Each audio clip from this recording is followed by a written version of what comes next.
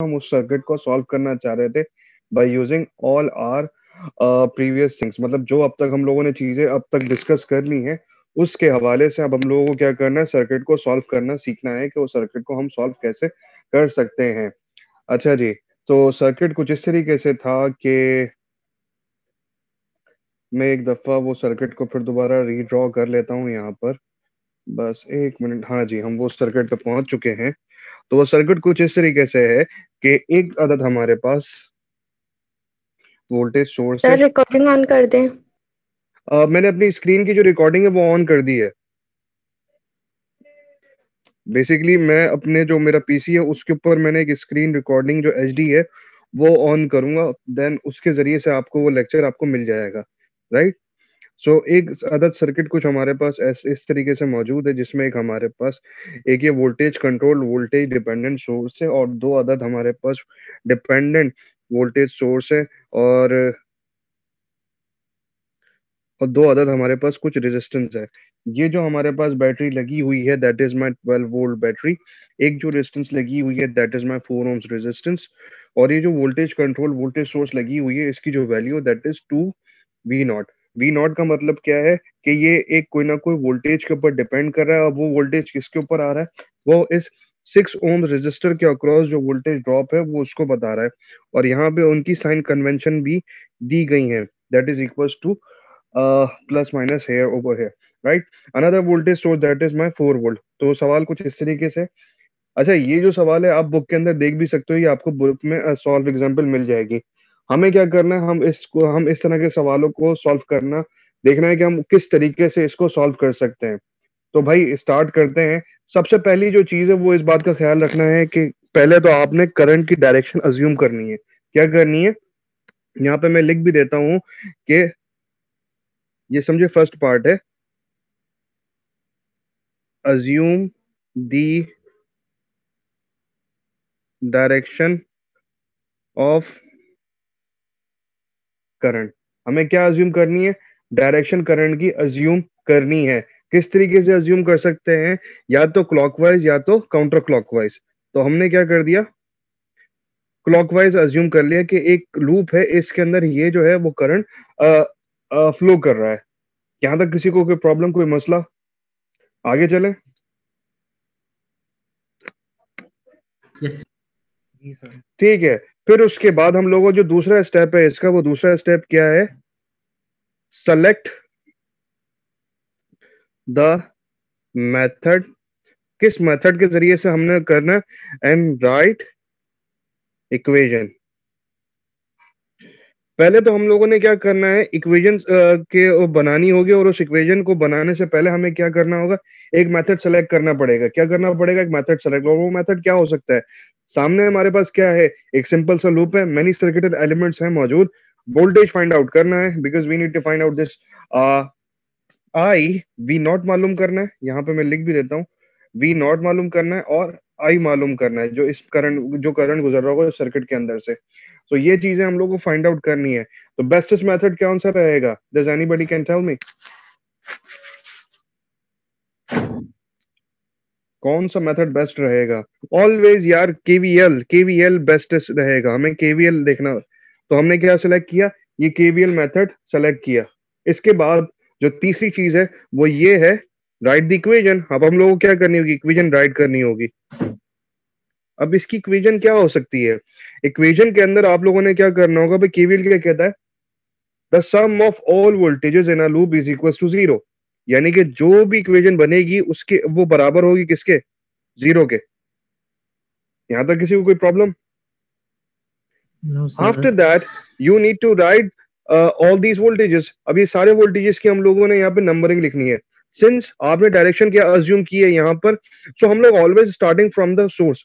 Source के ऊपर से हम लोग क्या करते हैं, मतलब उसकी वोल्टेज की वैल्यू लिखते हैं। सिंस यहाँ पे आप लूप देख रहे हो, ये करंट ऐसे गुजर रहा है ना, तो करंट कहां से एंटर हो रहा है, नेगेटिव टर्मिनल से एंटर हो रहा है। सो जब ये नेगेटिव टर्मिनल से क्या हो रहा है, एंटर हो रहा है, तो यहाँ से पे लिखी जाने वाली वोल्टेज की जो वैल्यू होगी वो क्या होगी, नेगेटिव होगी। क्या होगी, नेगेटिव। सो मैं यहाँ पे क्या लिख सकता हूँ कि ये क्या आ गया, 12 वोल्ट आ गया जो कि यहाँ वाला है। उसके बाद इस 4 ohms रेजिस्टेंस के ऊपर आए। अब इस 4 ohms रेजिस्टेंस के ऊपर कोई साइन कन्वेंशन नहीं है, there is nothing sign, so you can easily assume that कि ये पहली जो होती है साइन कन्वेंशनली पॉजिटिव से एंटर होता है किसके अंदर, रेजिस्टेंस के अंदर करंट पॉजिटिव से एंटर होता है, नेगेटिव से लीव करता है। सो जब करंट यहां से एंटर हुआ तो यहाँ पे इसको एक पॉजिटिव वोल्टेज दिख गया। अब ये पॉजिटिव वोल्टेज की वैल्यू क्या होगी, लेट सपोज मैं यहाँ पर ये वाला जो वोल्टेज है, सिंस वोल्टेज किसके बराबर होता है, आई आर के बराबर होता है ना, तो यहाँ पर ये वोल्टेज किसके बराबर हो जाएगा, आई आर के बराबर हो जाएगा, और ये रेजिस्टेंस क्या है, R1। ठीक है, बात समझ में आई है मैंने यहाँ पे क्या किया है। आफ्टर दैट यहाँ पर एक करंट एंटर हो रहा है इस डिपेंडेंट सोर्स के अंदर, और ये पॉजिटिव से एंटर हो रहा है, और इसकी एक वैल्यू दी गई है जो कि बराबर है किसके, वोल्टेज सोर्स की वैल्यू के, जो कि क्या है 2V0 के बराबर है। तो यहाँ पे डायरेक्ट क्या लिख दूंगा, 2V0। उसके बाद इस नेगेटिव टर्मिनल से एंटर कर रहा है तो यहाँ पर ये -4 ऐसे ही आ जाएगा, और उसके बाद यहाँ पर जब आए तो ये नेगेटिव से एंटर हो रहा है, तो यहाँ का जो वोल्टेज वो बराबर है 6V0 के बराबर है, तो ये माइनस का V0। तो ये आपके पास क्या आ गई, केवीएल की इक्वेशन आ गई। यहां तक मेरे ख्याल से किसी को कोई प्रॉब्लम तो नहीं है, अगर कोई ऐसी चीज जिसको समझ में नहीं आया यहीं पे बताओ। Excuse me sir. जी सर। सर मैंने पहले भी आपसे क्वेश्चन किया था, ये जो हम -12 की वैल्यू ले रहे हैं, तो जी, जब हम क्लॉकवाइज जाएंगे तो 12 पॉजिटिव वैल्यू में आएगा ना। हाँ, लेकिन डायरेक्शन को अज्यूम करना लाजमी है भाई। तो वही सर, अगर हम 4 ओम की तरफ जाते हैं, जब हम रजिस्टर की तरफ जाएंगे 4 ओम में, तो उस वक्त हमारे पास 12 पॉजिटिव वैल्यू दे रहा होगा ना। बिल्कुल ऐसा ही है, लेकिन हमने 4 को -4 लिखा। असल में जो आप बात कह रहे हैं ना, ये टोटल अजम्पशन के ऊपर डिपेंड किया जाता है। अब जैसे कि आपने वो तस्वुर है या नहीं, अब जब हम लोग स्टैटिक्स के सवाल जवाब कर रहे होते थे फिजिक्स के अंदर, कि फोर्स की डायरेक्शन पता नहीं होती थी, तो हम लोग अज्यूम करते थे कि भाई वो जो फोर्स है वो फ्रॉम लेफ्ट टू राइट जा रही है, ऐसे अज्यूम करते थे। अगर एट दी एंड उस सवाल का आंसर पॉजिटिव आया तो इसका मतलब है हमने जो अजम्पशन की है वो क्या है, बिल्कुल सही की है, ऐसे ही होता था। और अगर आंसर अगर नेगेटिव है तो उसका मतलब जो आपने फोर्स की डायरेक्शन अज्यूम की है दैट इज डिफरेंट, मतलब वो जो आपने अज्यूम की उसके बिल्कुल बरक्स है। यहां पर भी कुछ ऐसा ही है। करंट क्या है, बेसिकली एक डायरेक्शन में फ्लो करता है और वो डायरेक्शन आपको डिफाइन करनी पड़ती है। उस करंट की जो आपने डायरेक्शन अज्यूम की, उस बिना के ऊपर आपके पास एक क्या बन जाती है, इक्वेशन बन जाती है। लेट सपोज अभी जो भी मैं हासिल जो है मेरा, यानी कि जो मेरा यहाँ पर जो भी मुझे फाइंड आउट करना है, अगर उसकी वैल्यू पॉजिटिव आती है दैट मींस यू आपने जो अजम्पशन की है वो बिल्कुल सही की है। जो आप कह रहे हो ना बात, वो बिल्कुल टोटल आइट्रेशन है, मतलब वो आइट्रेशन से क्या मुराद है कि वो सॉल्व करने का तरीका है। सर जो आपने एग्जांपल दी है, वैसी एग्जांपल जैसे करंट कैरिंग कॉइल में हम जो लॉ लगाते हैं जिसमें हम करंट की डायरेक्शन मालूम करते हैं, वो उससे बनिस्बत है। जी बिल्कुल ऐसा ही है। ओके सर, डन है। ठीक है, ये असल में टोटल अजम्पशन के ऊपर डिपेंड कर रहा होता है कि आपने अजम्पशन क्या की है।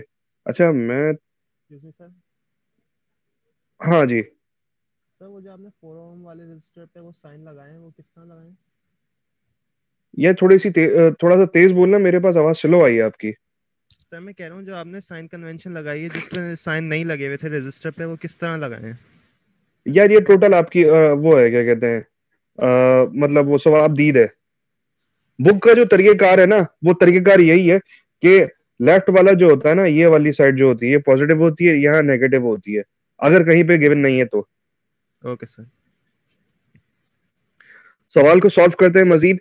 तो -12 -4 कितना हो गया, -16, प्लस का 2V0 -V0 कितना हो गया, +V0, और I और R1 की वैल्यू क्या है, 4, तो 4 ऐसे ही लिख दिया इक्वल्स टू 0। अच्छा ये -16 है, मेरा पेन सही तरीके से काम नहीं कर रहा तो इस वजह से ये ऐसे लिखा हुआ है। अच्छा हमें एक चीज पता है कि ये जो V0 है, इस V0 की वैल्यू किसके बराबर होगी, ये वोल्टेज किसके बराबर होगा, इस रेजिस्टेंस में करंट गुजरने वाला और उसकी रेजिस्टेंस के प्रोडक्ट के। तो इस पूरे सर्किट में कितना करंट गुजर रहा है, आई गुजर रहा है। और रेजिस्टेंस कितनी है R2, 2 के बराबर है 6 ओम्स के। तो माइनस का 16, प्लस की साइन ऐसे ही लिखी, ठीक है, प्लस की साइन ऐसे ही लिखी, I6 plus I4 equal to 0। 4 और 6 कितना होता है? ये हो गया 10I हो गया, माइनस को 16 वहां जाके क्या हो जाएगा? पॉजिटिव हो जाएगा। 16 डिवाइड बाय 10 कितना आता है मेरे पास? 1.6 तो I किसके बराबर आ गया? 1.6 एम्पेयर 1.6 के। तो V नॉट किसके बराबर होगा?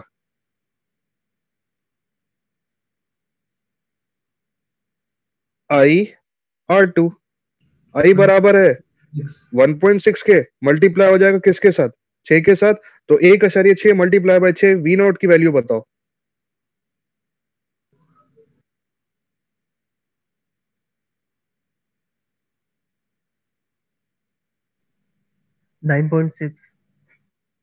So this is your 9.6 volts.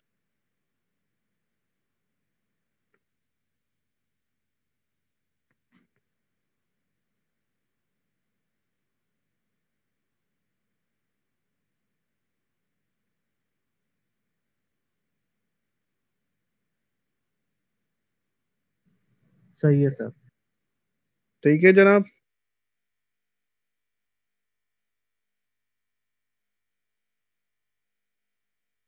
Sir एक छोटी सी कंफ्यूजन है जी सर, ये V naught equals to I R2 कैसे लिया? R2 मतलब ये वाली रेजिस्टेंस ही लेना जरूरी थी, मतलब ये दूसरी भी ले सकते थे, क्योंकि समझ में नहीं आई ये चीज।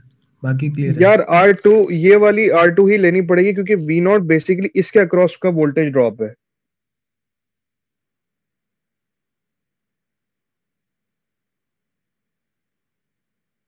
चलो एक और सवाल सॉल्व करवा दो, फिर उसके बाद क्या पता ये आपकी जो कंफ्यूजन है वो क्या हो जाए, दूर हो जाए।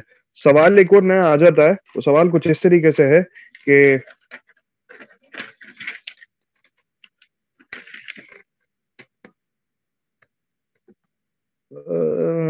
हाँ,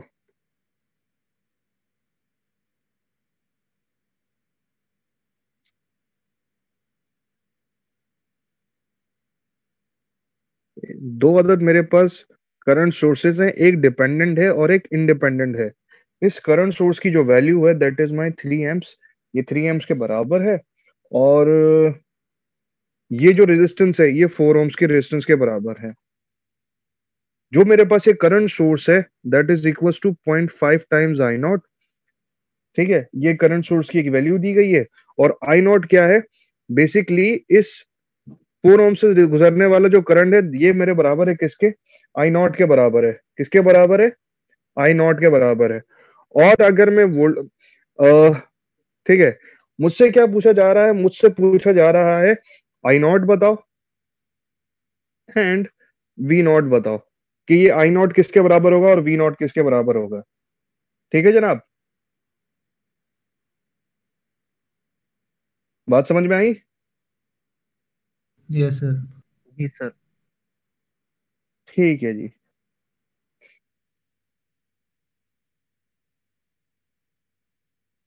तो अब किस तरीके से सवाल को सॉल्व किया जा सकता है? Sir KCL। केसीएल क्या कहता है?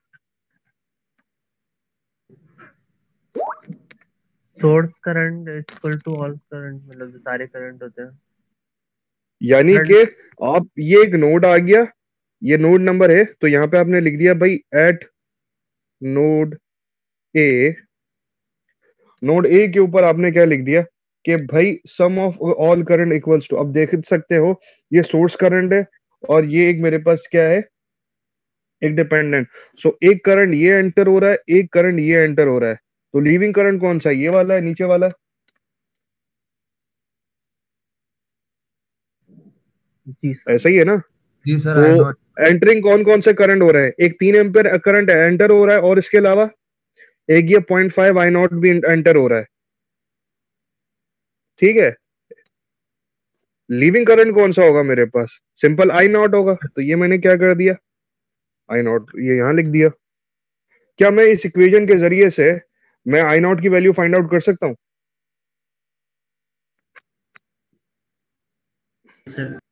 Yes sir. कर सकते हैं। ये 0.5 है, वहां जाके क्या हो जाएगा, माइनस हो जाएगा, तो आपके पास एट दी एंड क्या बचेगा? 0.5 आई नॉट बचेगा। एक में से आधा निकालूं तो आधा ही बचेगा ना। ये मैंने थोड़ा सा यस डायरेक्ट किया सर। है, ठीक है। उसके बाद इस आधे को मल्टीप्लाई करवा दो इसके साथ, तो आई नॉट की वैल्यू क्या आएगी? 6 आएगी। 1.5। 6 एम्पेयर आएगी।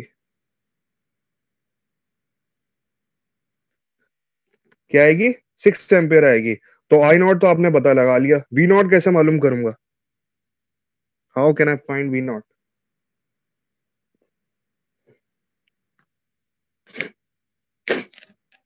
V naught equals to I naught R square. Sorry वो R वो रेजिस्टेंस। सिंपल सी बात है, वी नॉट आ गया। I naught. हाँ, डिवाइड बाय 0.5 होगा ना। क्या मतलब भाई? 0.5 का मतलब क्या होता है यार? इस इक्वेशन को मैं ऐसे भी तो लिख सकता हूँ। 3 इक्वल्स टू 0.5 I नॉट है। हाँ, हाँ तो ये 3 divide by 0.5 equals to I naught हो जाएगा। 6 आ जाएगा ना भाई। अबे तो होशियार वही तो आ रहा है बाबले। क्या यार, सिंपल सी मैं यार आई नॉट को यूं भी तो लिख सकता हूँ, जब ये 2 इधर मल्टीप्लाई होगा तो 6 ही तो आएगा। Okay sir, sorry. भाई इतना डायरेक्ट करना लाजमी है, क्यों? क्योंकि मुझे तो चीजें पता हैं और आप लोगों को भी पता होना चाहिए। ये तो सिंपल सी मैथ्स है, और मैथ्स हमारी क्या होनी चाहिए? Within the fingertips होनी चाहिए। So let's again V naught मालूम करना, तो वी नॉट बराबर होगा V naught I naught, V naught is equal to I naught times 4 ohms, तो ये 4 इधर आ जाएगा। अबे यार ये फैन क्यों नहीं चल रहा? हाँ इसको पे ये हटाओ यार, इस फैन को। यार ये मैं सही है। तो V naught is equal to किसके बराबर हो जाएगा? 4 आई नॉट के बराबर हो जाएगा। आई नॉट की वैल्यू क्या आ रही थी? 6 आ रही थी। तो V naught is equal to 24 answer. 6 चौक 24, यही होगा ना? जी सर। Yes sir. और यूनिट लगाना लाजमी है भाई। तो ये आपका हो गया आंसर, राइट? Yes sir. तो भाई अब इसी तरीके से हम लोगों ने क्या करने होंगे, सवाल वगैरह खुद सॉल्व करने होंगे। आज की क्लास के इख्तिताम पर मैं आपको इंशाल्लाह एक असाइनमेंट भी दूंगा, जिसकी सबमिशन जो डेट होगी वो 1 हफ्ते की होगी। तो 1 हफ्ते के अंदर आप लोगों ने क्या करना होगा, सब असाइनमेंट सबमिट करना होगा। कैसे सबमिट करना होता है मैं आपको थोड़ी देर में बताता हूँ। उससे पहले जो नेक्स्ट टॉपिक है वो हम लोग स्टार्ट करेंगे। वो क्या है हमारे पास? सीरीज रजिस्टर्स का।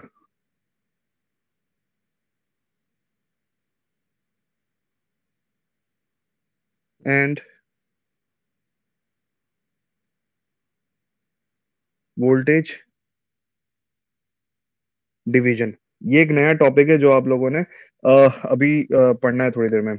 सीरीज रजिस्टर की बात करते हैं तो ये एक मेरे पास सर्किट है, ये बैटरी लगाई, ये एक रेजिस्टेंस, ये एक रेजिस्टेंस, ये एक रेजिस्टेंस, और ये सर्किट क्या हो गया मेरे पास, कंप्लीट हो गया, राइट? उसके बाद ये क्या हो गया इसको, एक मिनट, मेरा जरा मोबाइल थोड़ा सा अपनी जगह से ही उठ गया।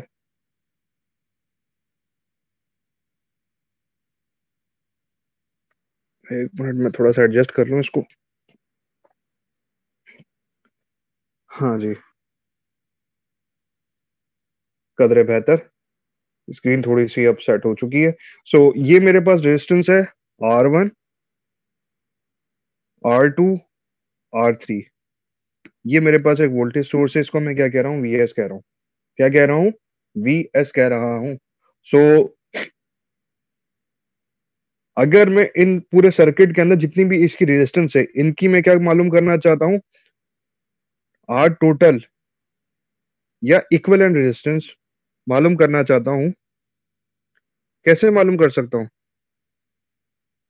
सर ऐड करके सर रेजिस्टेंस को ऐड करके तीनों सीरीज में जो होता है, यानी कि आप लिख सकते हो यहाँ पर कि भाई इन series R equivalent will be equal to R1 plus R2 plus plus R2 R3। Plus R3।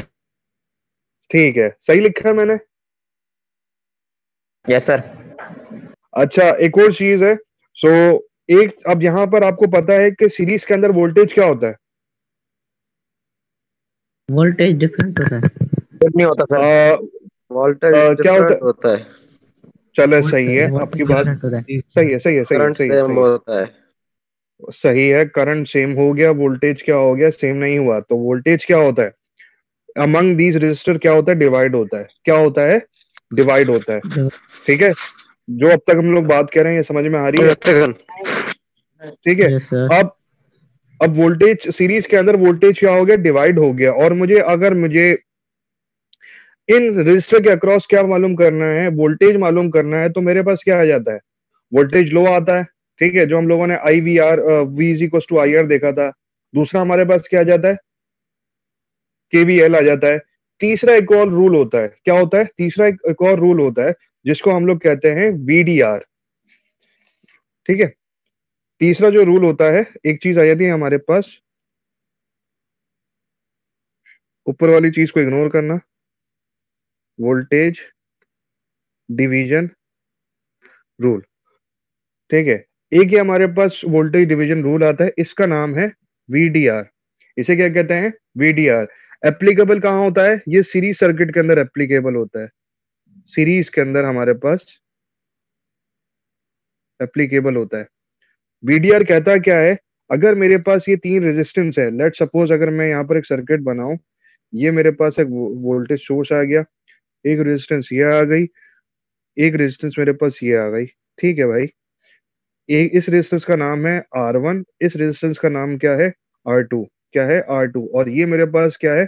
Supply voltage है। अगर मैं इस रेजिस्टर के अक्रॉस क्या मालूम करूं? वोल्टेज मालूम करूं, तो वो बराबर होगा V2 के। और इस अगर रेजिस्टेंस के अक्रॉस में वोल्टेज मालूम करूं तो वो किसके बराबर होगा? V1 के। So according to VDR, V1 बराबर होता है मेरे पास R1 की रेजिस्टेंस के। इसको मल्टीप्लाई कर दूं क्या VS के, सप्लाई वोल्टेज के, और डिवाइड कर दूं क्या इनकी टोटल रेजिस्टेंस के साथ। किसके साथ? टोटल रेजिस्टेंस के साथ। तो V1 उसके बराबर हो जाता है। इसी तरीके से इस वोल्टेज डिवीजन रूल की मदद से अगर मैं V2 मालूम करना चाहता हूं, तो V2 बराबर होगा R2 multiply by VS divided bye it's total resistance. ठीक है ओके जनाब? सर। तो ये एक वोल्टेज डिवीजन का एक सिंपल सा ये एक रूल है। ठीक है, ये कोई लॉ वगैरह नहीं है, ये एक रूल है। ठीक है, इसी तरीके से अगर मेरे पास मैं एक नेक्स्ट सर्किट बना रहा हूं, ठीक है, वो नेक्स्ट सर्किट कुछ इस तरीके से है कि अभी तक तो हम लोगों ने दो को देखा। लेट सपोज अगर मेरे पास क्या आ जाते हैं? चार आ जाते हैं। क्या आते हैं? चार। सो भाई, ये मैं सर्किट स्कीमेटिक ड्रॉ कर रहा हूं।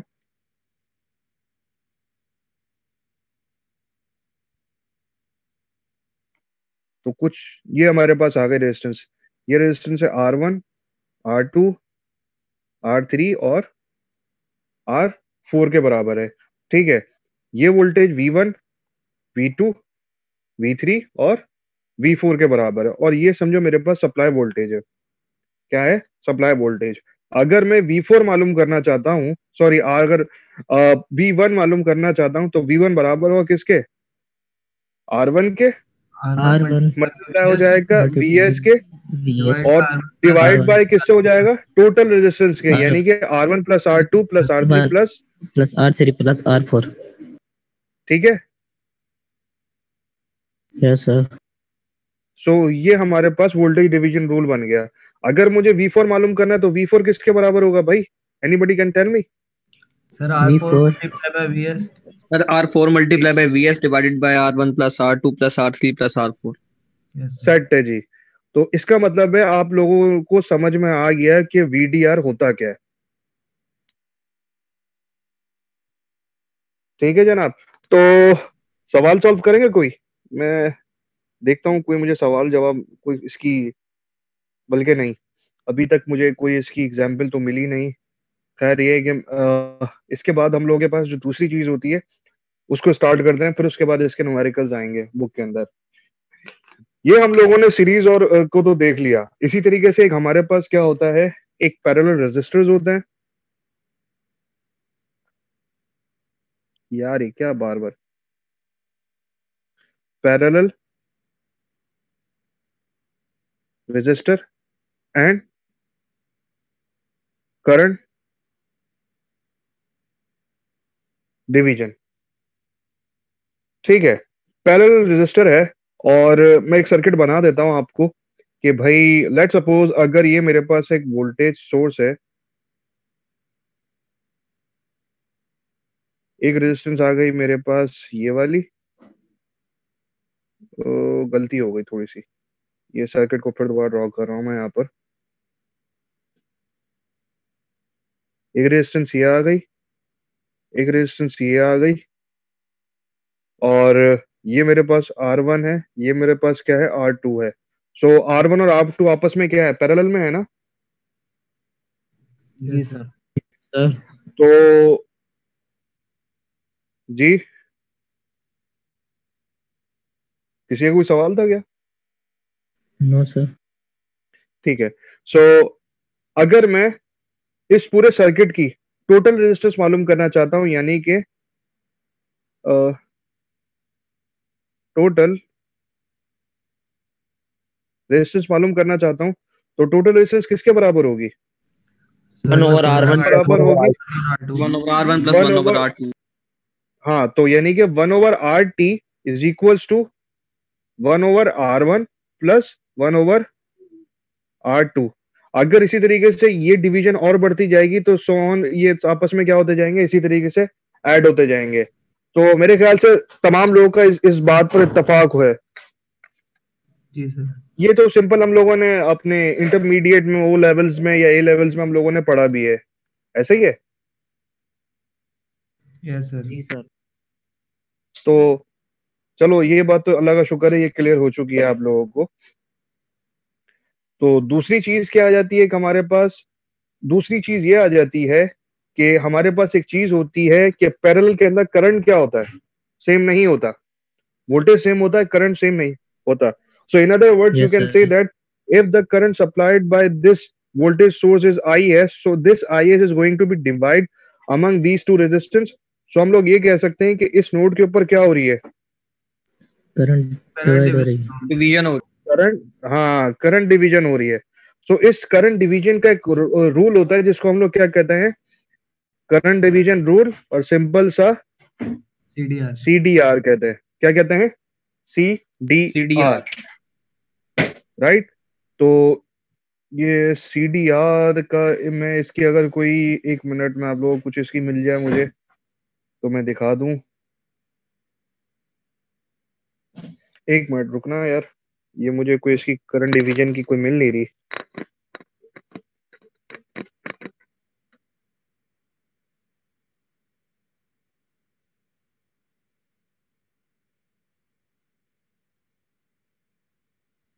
अच्छा, ये मुझे कोई बता सकता है टाइम कितना रह गया इस मीटिंग को खत्म होने में? Sir 7.5 minute. 7.5 मिनट है ना। 2 मिनट पहले मुझे बताना ताकि मैं इस मीटिंग को फिर दोबारा रीस्टार्ट कर सकूं। Okay sir. तो जनाब, अगर ये लेट सपोज मैं एक सर्किट बना रहा हूं, इस सर्किट को अगर मैं बनाऊं सही तरीके से, तो सही तरीके से कुछ ऐसे आ जाएगा कि ये वोल्टेज सोर्स, एक रेजिस्टेंस ये आ गई, एक रेजिस्टेंस ये आ गई, R1 R2, इससे गुजरने वाला जो करंट है दैट इज माय I1, इससे गुजरने वाला जो करंट है वो बराबर है I2 के। और यहां से क्या हो रहा है, एक ये वोल्टेज, ये क्या लगा हुआ है, वोल्टेज सोर्स लगा हुआ है। क्या लगा हुआ है? वोल्टेज सोर्स लगा हुआ है। तो अगर मुझे I1 मालूम करना है, अगर मैं क्या करना चाहता हूँ, I1 मालूम करना चाहता हूँ, तो I1 बराबर होगा मेरे पास, अच्छा एक चीज और थी इसके अंदर जो मेरे पास ये लॉ लगा हुआ है ना, I के बराबर है, ये वोल्टेज सोर्स नहीं है, करंट सोर्स है, गलती हो गई। ये जो चीज है ना, ये थोड़ा सा मिस हो गई, मिस हैंडलिंग, कि ये सप्लाई करंट है, इसको मैं आई से डिनोट कर रहा हूँ, आई एस से डिनोट कर रहा हूँ, ठीक है जनाब, आई एस से Yes, डिनोट sir. कर रहा हूँ। सो आई वन जो होगा वो बराबर होगा मेरे पास, अगर ये करंट मालूम करना हो तो सामने वाली रेजिस्टेंस यानी कि R2 multiply by I S divided by R1 plus R2, and इसी तरीके से अगर मैं I2 मालूम करना चाह रहा हूं तो बराबर होगा R1 multiply by I S divided by R1 plus R2। सो ये कुछ इस तरीके से हमारे पास करंट डिवीजन लॉ आ जाता है, राइट। प्रॉब्लम इसके अंदर एक ये है कि ये जो है ना, अगर सीरीज रेजिस्टेंस जो VDR है, ये नंबर ऑफ रेजिस्टेंस जितनी भी बढ़ाते जाऊं ये इसी तरीके से एक्सटेंड होता रहता है, लेकिन जो CDR है ना, only applicable to this circuit, only applicable to this kind of circuit। Sir मतलब सिर्फ 2 रेजिस्टेंसेस पे? हाँ, 2 वाले रेजिस्टेंस के साथ ये एप्लीकेबल है। अगर इसी तरीके से ब्रांचेस बढ़ती जाएंगी तो ये इक्वेशंस क्या हो जाएंगी, डिफरेंट। यानी कि if I extend branches in parallel, equations will be different, equations will be different। सो ये इसके अंदर थोड़ी सी क्या आ जाती है, प्रॉब्लम आ जाती है। सो नॉर्मली हम लोग जो ज्यादा इस्तेमाल करते हैं वो VDR इस्तेमाल करते हैं, CDR नहीं इस्तेमाल करते हैं, और ये थ्रू आउट क्या होगा, CDR इस्तेमाल भी नहीं होगा, कुछ चीजों में इस्तेमाल होगा और कुछ चीजों में इस्तेमाल नहीं होगा। आई थिंक मीटिंग का टाइम ओवर होने वाला है, मेरे पास तकरीबन कोई 4 मिनट लिखा हुआ आ रहा है, so I think we should restart this meeting, right. जी सर। Okay, sir. चलो जी, मैं अभी आप यहाँ से ही इसको डिसकंटिन्यू कर रहा हूँ। क्या यार, ये मक्खी कहाँ से आ गई सर जूम से। तो एक सेशन है या एक और भी है? हाँ, एक और सेशन है ये, बस उसको ये एक और सेशन करेंगे, फिर उसके बाद इसको खत्म करेंगे, ठीक है। मैं फिर दोबारा ये लिंक अपलोड कर रहा हूँ वहां पर। इसकी अटेंडेंस